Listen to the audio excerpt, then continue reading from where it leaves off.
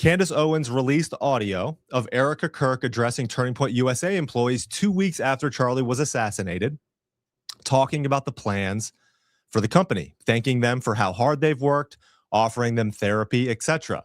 There are a couple of disturbing things that I notice here that I need to show you today. Also, when you listen to this within the context of more audio that has been leaked by Stu Peters and the Arizona GOP representative Liz Harris, levying some pretty crazy accusations about Turning Point USA leadership and certain individuals within the organization, you're going to want to hear this. A former Turning Point USA employee actually backed up what Liz Harris claimed here. In fact, he's the source of the audio. And finally, Vice President J.D. Vance is under heavy fire for a post that he made while visiting Dachau, the deadly Nazi concentration camp in honor of International Holocaust Remembrance Day. We'll get into why, and then I'm going to take you through something very important that it seems like the world has completely forgotten in our modern times. And I've had enough of it. We're going to start there. I'm Zach Costello. So in honor of International Holocaust Remembrance Day, J.D. Vance and his wife Usha visited Dachau, the infamous Nazi concentration camp, and J.D. posted this on X. He wrote, "Today we remember the millions of lives lost during the Holocaust, the millions of stories of individuals, bravery, and heroism, and one of the most enduring lessons about the darkest chapters in human history, that while humans create beautiful things and are full of compassion, we are also capable of unspeakable brutality, and we promise never again to go down the darkest path." He is getting destroyed for this post on social media. And why?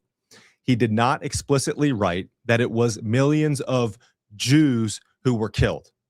Because this post doesn't contain the words Jewish, there is a now coordinated attack campaign against him to morally blackmail, attack him, morally blackmail, threaten him, accuse him, etc. You know what I find very funny is that you hear all of the time that it must be said, in fact, it's required to be said, or else, that America was built on Judeo-Christian values. You cannot separate these terms. America and the West are not built on Christian ideals, but Judeo-Christian. And woe to you if you ever separate those two terms. However, God forbid you apply that to the Holocaust, which was a Judeo-Christian atrocity. Those 1 million Christians that were killed by the Nazis, there's no honoring or remembering them. It's Judeo only as it relates to the Holocaust.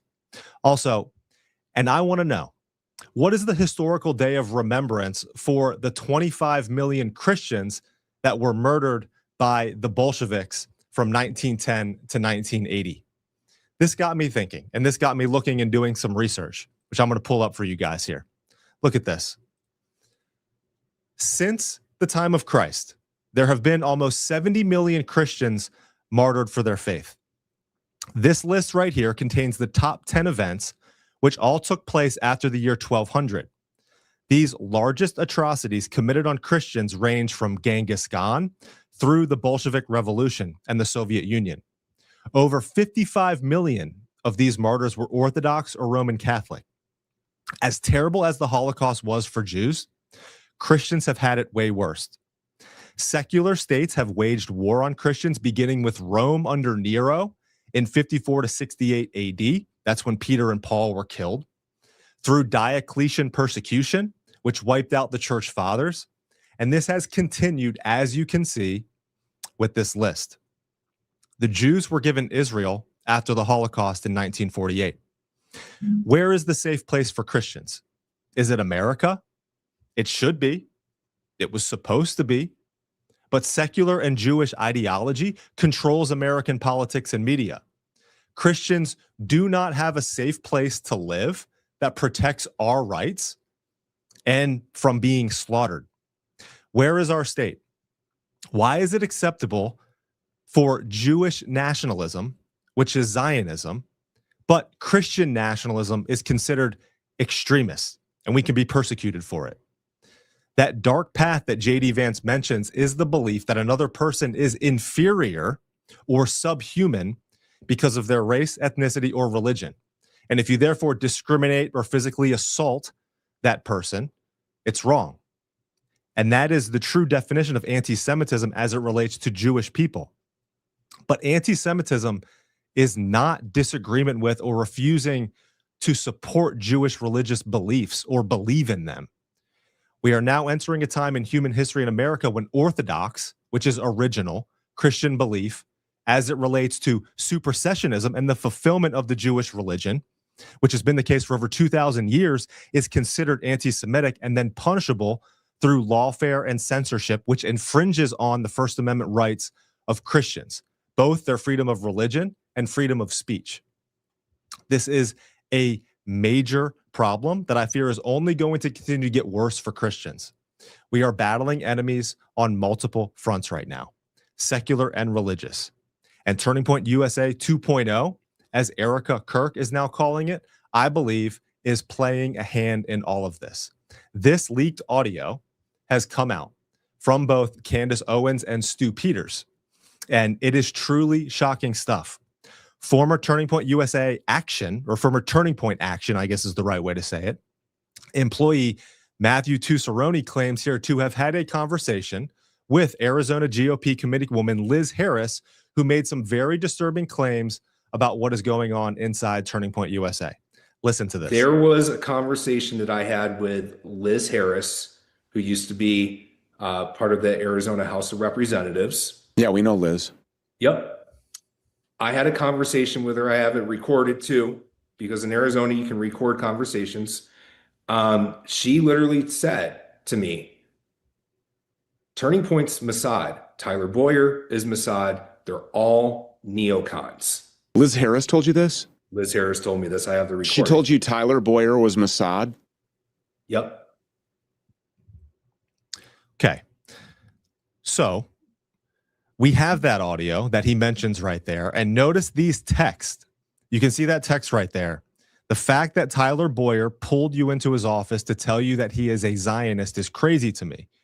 When he was doing this podcast, he provided these text messages of just basically communication between an individual and Turning Point USA leadership. In this scenario, they're talking about Tyler Boyer.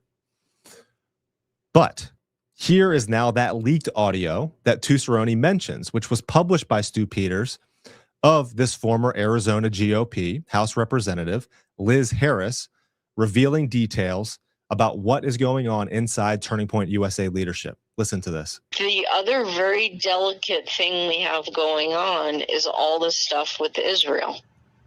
Now, Thaler is Jewish. Breger is Jewish. Like, when I say Jewish, I mean, like, not, they're very Jewish, meaning very, Bev Goldstein, like, there's so many names I can throw out that I do believe when we look at Turning Point and we look at all of this, I do see Mossad. I see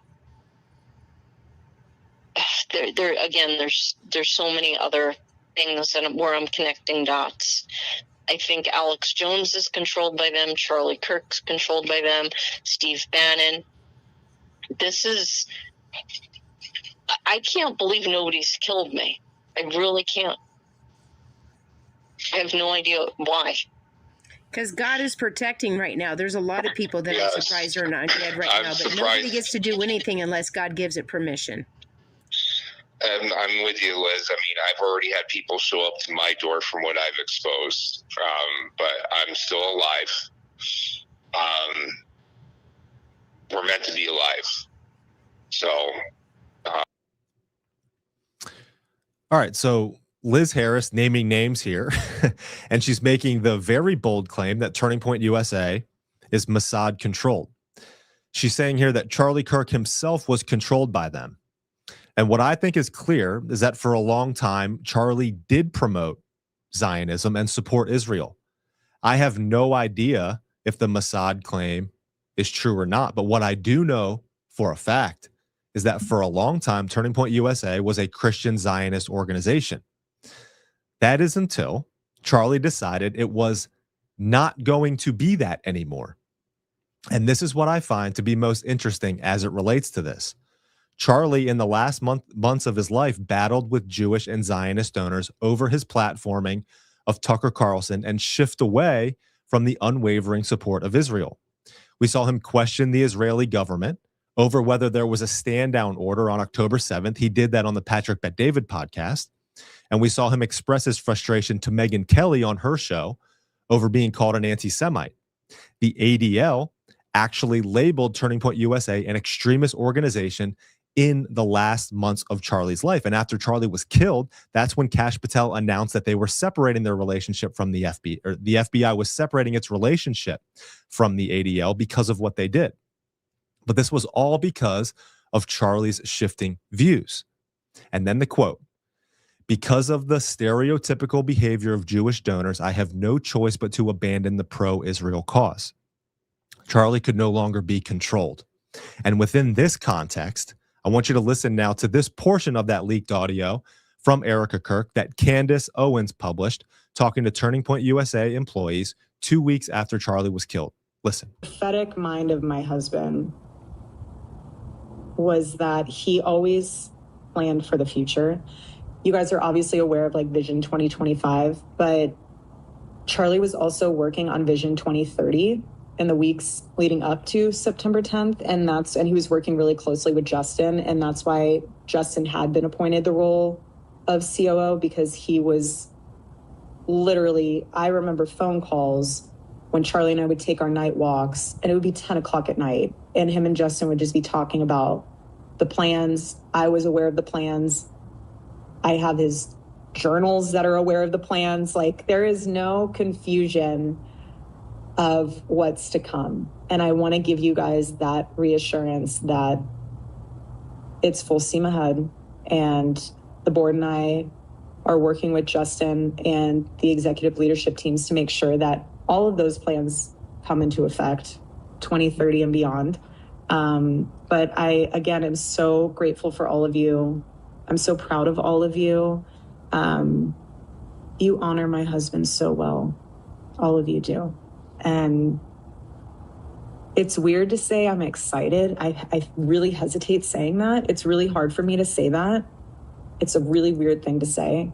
But I think it comes from a space of peace, knowing that God's using this and we're humbly witnessing the gospel in real time.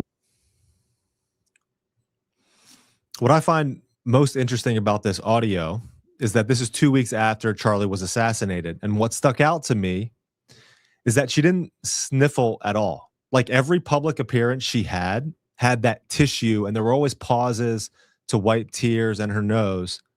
But she seems pretty steady and not like that in this audio.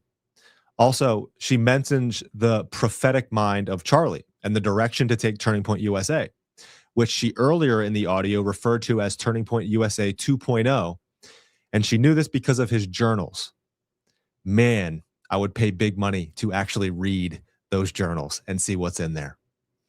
But we would have never known the shift in Charlie's perspective and the direction that he was looking to take Turning Point USA without Candace Owens pushing back on the Zionists who have coordinated to hijack his legacy. Why Erika and Turning Point USA 2.0 is once again a mouthpiece for Christian Zionism, when Charlie fought so hard in his last months of life and had even ordered a Doge effort to look into it all. All of that has now been reversed and canceled by Erika, Justin Strife, and this Tyler Boyer-led Turning Point USA 2.0. And why? There are people who cared about Charlie Kirk and Turning Point USA who are unhappy with the direction that Erika Kirk is now taking it in. Turning Point USA was a very important organization for conservatives. It played a huge role in getting Trump elected. Erika has decided that she is going to be the front man and the CEO. She stepped into the arena and took charge of an important and powerful organization. Yes, her husband and the father of her kids was killed. We all know that's tragic. We're all reeling from it. You can feel for her loss while also being skeptical and critical of the direction that she is taking this organization that has been essential to American conservatism. Turning Point USA 2.0 just seems a little too elitist and Zionist for me. I'm Zach Costello.